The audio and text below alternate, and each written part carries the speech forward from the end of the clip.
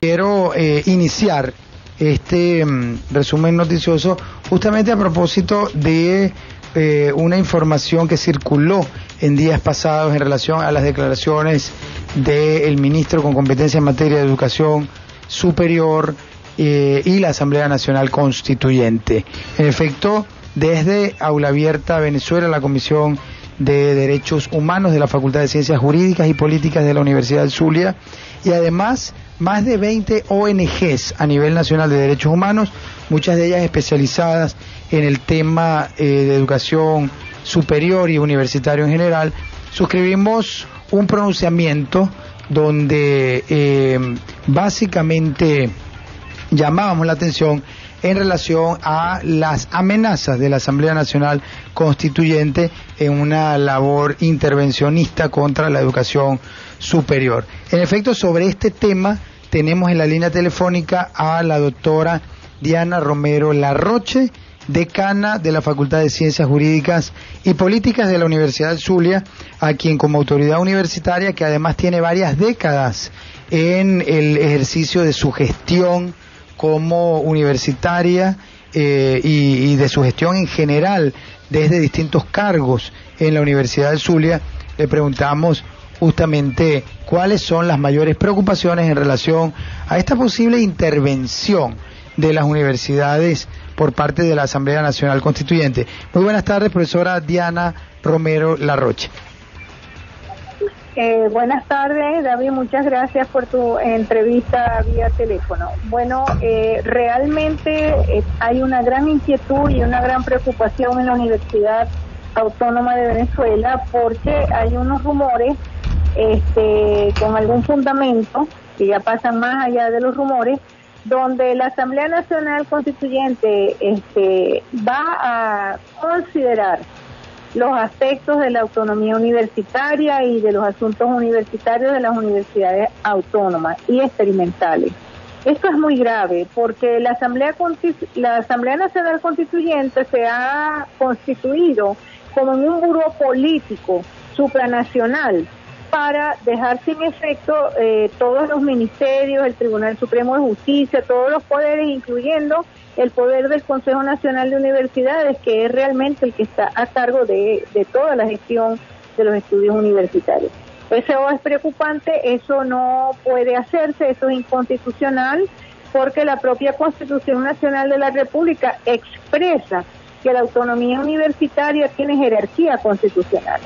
Pero claro, ellos en esa Asamblea Nacional Constituyente ilegítima, hecha a través de una elección fraudulenta, una elección de engaño, con personas no calificadas ni siquiera para poder leer bien el abecedario en algunos casos, están tratando de ir más allá o por encima de todas aquellas personas que tenemos como ley de vida formar nuestros profesionales venezolanos. Sí, efectivamente.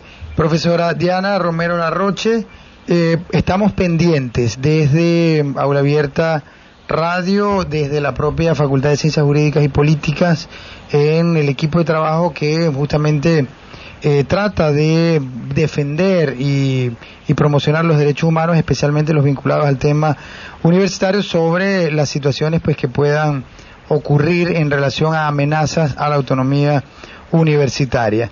Nos preocupa muchísimo, sí, tal como usted lo decía, tener una Asamblea Nacional Constituyente donde además ya prácticamente desde el ministro y distintos actores del gobierno pues han manifestado que las universidades hay que entregárselas a la Asamblea Nacional Constituyente.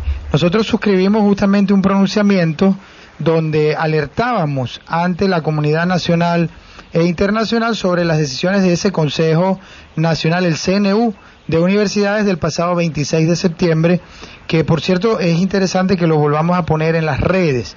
¿Alguna preocupación adicional sobre estos temas, profesora Diana Romero Larroche?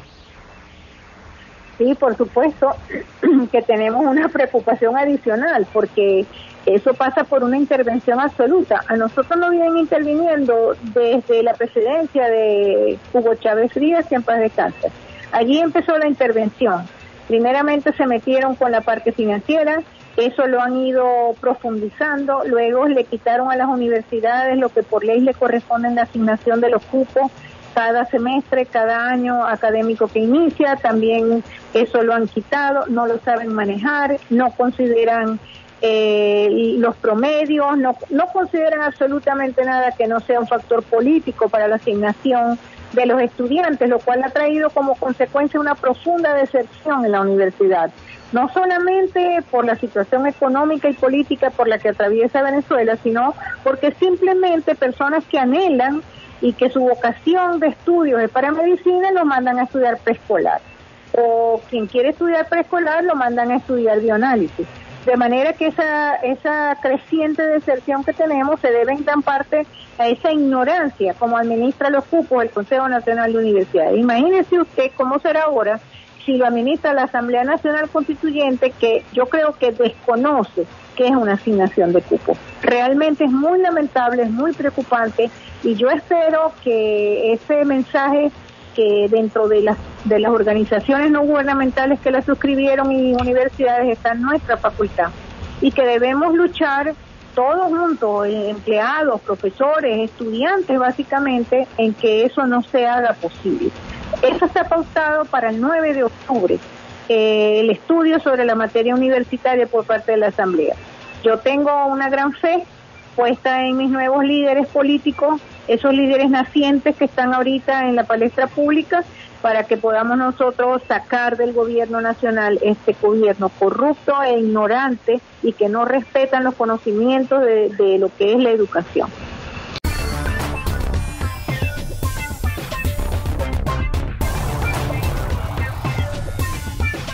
Muy buenas tardes, doctora Cecilia Sosa Gómez. ¿Cómo estás? Encantada en saludarte, igual a todos los estudiantes, profesores, a toda la comunidad universitaria, y gracias por la llamada y por permitirme conversar algunos minutos con ustedes. Mira, yo creo que sí, el tema de la instalación de un Tribunal Supremo en el exterior, un tribunal que se ha llamado Tribunal Supremo Legítimo, es un tema que deberíamos abordarlo con mucha serenidad y también bajo los patrones de la realidad de la ruptura constitucional y política que hemos vivido en Venezuela y estamos en esa situación. ¿Es la primera vez que ocurre en la historia venezolana esta situación? Sí, yo no solamente en la historia venezolana, yo creo que es la primera vez en el mundo que se instala, sí. Incluyendo, digamos, la respuesta de muchos países que le han dado el reconocimiento a esos magistrados, tanto principales como suplentes, y los ha llevado precisamente a instalarse fuera del territorio nacional. Todos sabemos, los estudiantes de Derecho, los profesores de Derecho, que este es un tribunal que, si nos acogiéramos exactamente a los términos constitucionales, pues el asiento del Poder Judicial, como del resto de los poderes, obviamente es Caracas, salvo que decida otro lugar del propio territorio. Sin embargo, por las circunstancias que tú estás señalando, de persecución política, de encarcelamiento de algunos de sus integrantes y de la amenaza pública de que uno a uno los voy a detener, como lo dijo Maduro, obviamente en vez de haberse instalado en la sede del Tribunal Supremo de Caracas, pues lo están haciendo en el exterior. El segundo elemento que hay que tener en cuenta es que obviamente es un tribunal que no tiene causas ni expedientes. Las causas y los expedientes están aquí. Sin embargo, es muy importante tener en consideración lo siguiente: el hecho de que ellos se integren en el exterior, que sean legítimos, que se hayan designado siguiendo los procedimientos constitucionales y legales, que la OEA les haya accedido a que en su sede, en una de sus instalaciones, puedan instalarse como tribunal, entendiendo que los suplentes entrarían en condiciones de principales como tales, trae como consecuencia la pregunta de qué puede hacer ese tribunal, a qué se puede dedicar ese tribunal, no teniendo, como te señalaba antes, causas y expedientes que constan o circulan o están en la sede del Tribunal Supremo venezolano. La respuesta es la siguiente: yo creo que el tribunal puede perfectamente hacer un control de constitucionalidad, tanto de decisiones tomadas como de decisiones nuevas. pueden igualmente tener en consideración 3 tipos de impacto que sus decisiones pueden tener. Es cuestión de que ellos, como cuerpo, como colegio, como integrantes de 32 integrantes como magistrados, decidan en un momento dado que sus decisiones tengan un impacto internacional, un impacto nacional o un impacto sobre los derechos del pueblo de cada persona. Y en ese sentido, ese tribunal tiene que demostrar, primero, un conocimiento jurídico autónomo e independiente de todo, independiente de la OEA, independiente de la oposición, independiente del oficialismo, una cuestión que permita que en el momento que nosotros retomemos el sistema democrático, estos magistrados estén verdaderamente, totalmente en condiciones de incorporarse al tribunal en la sede de Caracas. De manera que el ejercicio del control de constitucionalidad ante la falta de constitucionalidad que tenemos en Venezuela, para mí es el rol fundamental que tiene este tribunal en el exterior. Claro, es la doctora Cecilia Sosa Gómez, expresidenta de la Corte Suprema de Justicia, entrevistada en exclusiva por Aula Abierta. Doctora, bueno, los estudiantes universitarios tienen varias preguntas. Héctor. Cuéntame. Sí, perdón, profesora. Hay algo que no me cabe, no entiendo muy bien de toda la situación que está sucediendo en estos momentos con respecto al Tribunal Supremo de Justicia, a su futura instalación en la Organización de Estados Americanos. Y es que organizaciones internacionales como la OEA y países del mundo como Estados Unidos, Colombia, el Parlamento Europeo, algunos países de Latinoamérica han dado reconocimiento a este Tribunal Supremo de Justicia y por su parte han desconocido el Tribunal Supremo, el Tribunal Supremo actual que se encuentra y a la Asamblea Nacional Constituyente. Pero por otro lado vemos a los mismos integrantes de esa Asamblea Nacional que fue electa en el 2015, la legítima, realizando actos reconociendo a la Asamblea Nacional Constituyente. Si bien no lo han admitido, no lo han hecho una declaración formal de este reconocimiento, hay unas futuras elecciones que están bajo el paraguas de esta Asamblea Nacional Constituyente. Entonces esta misma designación que realizaron miembros de la Asamblea Nacional, designar nuevos magistrados, pero a su vez ir a realizar actos bajo el paraguas de esta Asamblea Nacional Constituyente, ¿cuál es la situación? ¿Cómo queda todo este entramaje jurídico y de tomas de decisiones? ¿Qué es lo que realmente podría pasar? Bueno, fíjate como tú le estás haciendo una pregunta a una persona que posiblemente ha aprendido política defendiéndose de los políticos. En consecuencia, no sabría si yo interpretaría bien el comportamiento que tiene la Asamblea Nacional frente a la Asamblea Nacional Constituyente. Pero lo que sí te puedo decir es que una visión ciudadana y una visión política muchas veces no coinciden.